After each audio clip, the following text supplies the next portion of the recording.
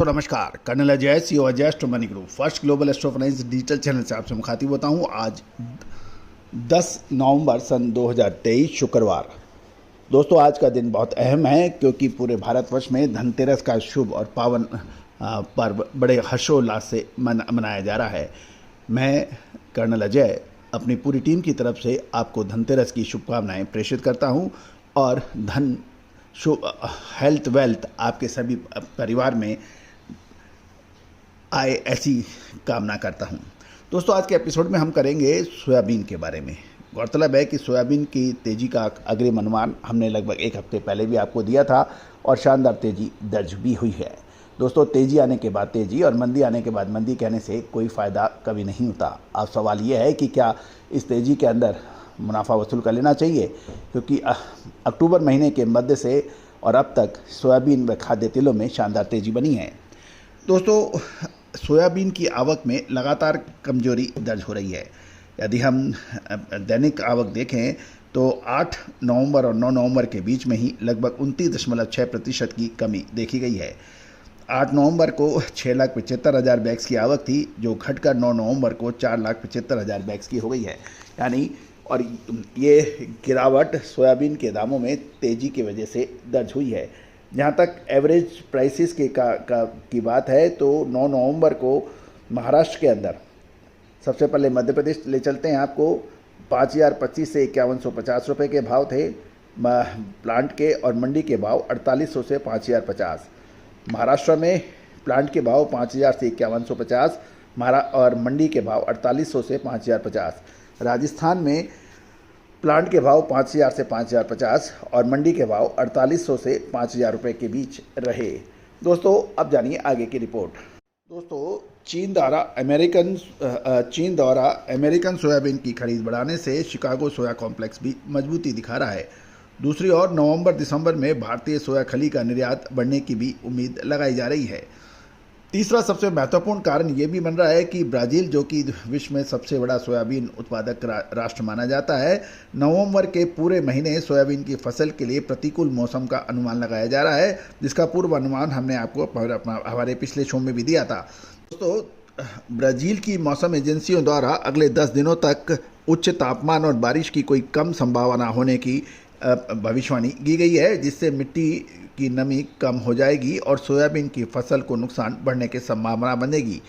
Brazil की soybean की फसल को खतरा दिन पर दिन बढ़ता जा रहा है और यदि नवंबर महीने में मौसम प्रतिकूल रहा तो सोयाबीन की बम्पर पैदावार की संभावना कम हो जाएगी। अल नीनो के प्रभाव अभी भी अगले 3 से 4 महीने तक बने रहने का अनुमान है और ब्राज़ील में अधिकतर जो विश्लेषक अभी सोयाबीन उत्पादन अनुमान में कटौती की संभावना की जांच कर रहे हैं।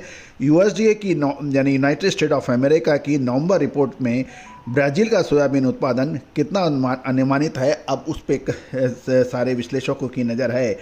चीन की अमेरिकन सोयाबीन की खरीदारी लगातार बढ़ रही है और चीन द्वारा 4.43 लाख टन अमेरिकन सोयाबीन की खरीद की खबर हमने आपको पहले भी दी है। बुधवार को रात शिकागो सोयाबीन बेंचमार्क जनवरी वायदा 3.75 सेंट बढ़कर 13.65 सेंट डॉलर पे बंद हुआ है और शिकागो की सोया खली वायदा और सोयाबीन तेल वायदे में भी बढ़त के साथ बंद हैं। दोस्तों चीन का अक्सर माना जाता है कि कमोडिटीज़ के अंदर एक निर्णायक रोल प्ले करता है और अक्सर देखा जाता है कि चाइना जब भी बड़ी खरीदारी करता है वो समय से पहले अपने स्टॉक को मजबूत बना लेता है। जब पूर्व में इतिहास कहता है कि चाइना इन चीज़ों में बहुत ही चालाक, होशियार और बुद्धिमान माना जाता है और वो अपना स्टॉक टाइमली करता है। गौरतलब है चीन और अन्य देशों में अमेरिकन सोयाबीन की बढ़ती मांग और ब्राज़ील में खराब मौसम का असर आने वाले दिनों में तेल तिलहन के बाजारों की दिशा तय करेगा। भारत में दिवाली के बाद तेल तिलहन की मांग कम हो जाएगी, इसलिए खाद्य तेलों में आयात घटने की उम्मीद है, जिसका वैश्विक तेल और तिलहन बाजार पर अधिक प्रभाव पड़ सकता है। गौरतलब है कि अक्सर पिछला पास्ट यही कहता है कि दिवाली से पहले तिलहन यानी खाद्य तेलों की डिमांड बढ़ती है और उसके भाव बढ़ते हैं और यही वजह है कि अक्टूबर के मध्य से जो तेज़ी बनी, अब दिवाली के बाद में उसके ऊपर एक प्रश्न चिन्ह लग सकता है। क्या तेज़ी जारी रहेगी या फिर होगी बड़ी गिरावट? इसके विशेष विश्लेषण के लिए आप संपर्क करें।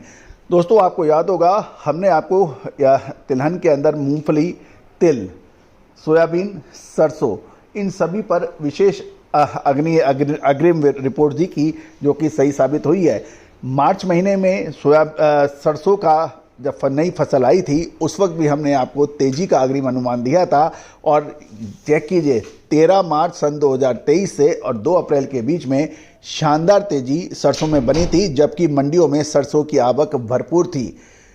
सोयाबीन की फसल भी सितंबर अक्टूबर के अंदर बाज़ारों में आती है, और उस वक्त भी हमने अक्टूबर के मध्य में तेजी का अग्रिम अनुमान दिया था, जो कि अक्षर सत्य साबित हुआ है। अब आगे क्या दोस्तों, हर चीज़ निःशुल्क अवेलेबल कराना हमेशा भी किसी भी चैनल के लिए संभव नहीं हो पाता है। आने वाले समय के अंदर मूंगफली, तिल, सोयाबीन, सरसों, पाम तेल, इसके अंदर क्या संभावनाएं बन सकती है, उसकी विशेष रिपोर्ट के लिए संपर्क कर सकते हैं। दोस्तों, याद रखिएगा, तेजी आने के बाद तेजी और मंदी आने के बाद मंदी के कशीदे करने से कभी कोई फायदा नहीं होगा। फायदा तभी होगा जब आप एडवांस में अग्रिम विश्लेषण प्राप्त करेंगे, जिसके लिए आप संपर्क कर सकते हैं, जो भुगतान करने पर उपलब्ध होगा। All the very best, good luck, happy trading.